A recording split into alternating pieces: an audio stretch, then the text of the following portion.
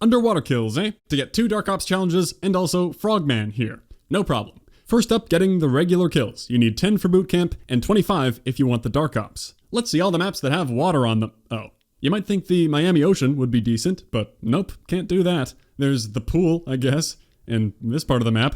No, that's boring. Thankfully, Armada has enough water to make up for the rest of the game. This ambiguous description seems to be confusing people. All that matters for an underwater kill is that you are underwater. Swimming on the surface does not count. And for Frogman, the enemy can be anywhere, it doesn't matter. For from the depths, the enemy needs to be on land, but that's fine. That's way easier than needing them to be in the water. I don't recommend core. I tried that with a sniper, and it was nice that the middle could be a hard point, but I found hit markers to be too common. It is very hard to aim underwater after all, so we're hopping over to hardcore. No hardpoint option, but Dom will be fine. Just to use any DMR, cause it's fast, accurate, and it's gonna be a one-shot in hardcore. No worries. All you gotta do is hang out on the water, be watching for people, and as soon as you see someone, start to aim and hold crouch to dip underwater, firing at where you remember them if you can't still see them, and hopefully you get that kill. It's a pretty simple process. Luckily, both the optics and ballistics of looking and shooting from underwater completely ignore reality. There is no one perfect spot in the water. I kept moving around depending on what flags were capped, and I also wanted to not have a predictable location, because it is very easy for people to shoot down at you if they know where to look. A suppressor could be nice too if you have one. Your easiest target will be anyone who drops down to the middle area to use a rope or ladder. But maybe your main target will be all the campy sniper windows on both sides of the map and also in the middle section. If anyone keeps coming back to those, then you're in luck. You can get lots of kills that way, or also if people keep coming back to the edges to look down and try to revenge kill you,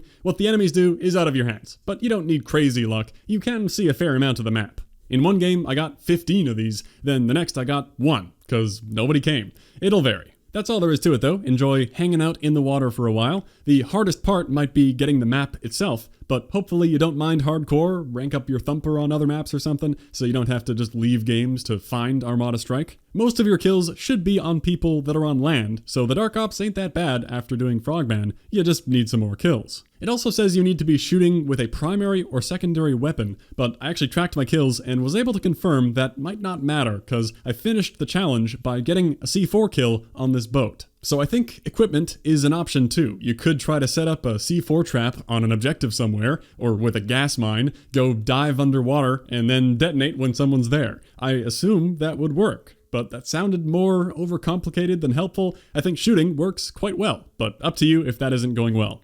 That brings us to the second water-related Dark Ops that you could do alongside the other one because of that overlap I just showed. Underwater Ops, destroying 5 water vehicles with C4 while underwater. Of course, we're going to combined arms for that. Time for Big Armada. I didn't recommend this for the regular kills because I don't think it's easier. Hardcore is the way in my mind, but it is an option. For easy boat spotting, you're going to need Engineer. I also went with the Danger Close wildcard to have double C4, and Quartermaster to have recharging C4, just so that I'd always have one ready.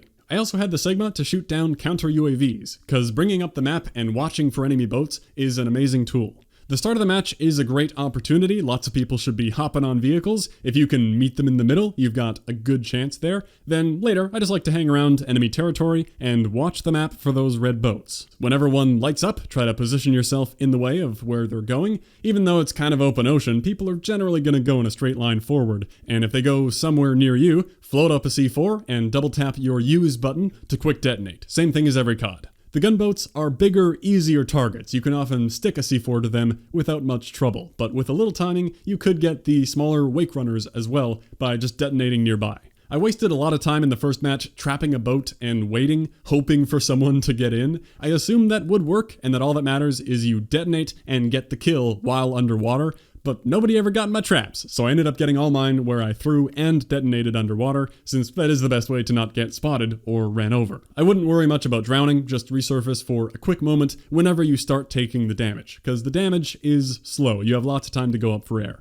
In this game, I gave up on the trapping and got all 4 I needed by following the red boats on the map and trying to predict the path. That was probably lucky, but with some patience, you should get that done without too much suffering. There you have it. I'd say for Dark Ops, usually being the crazy skill or luck required stuff, this is pretty darn straightforward. Unlike that Black Ops 3 thing where you had to both be underwater and close to drowning. I still remember that.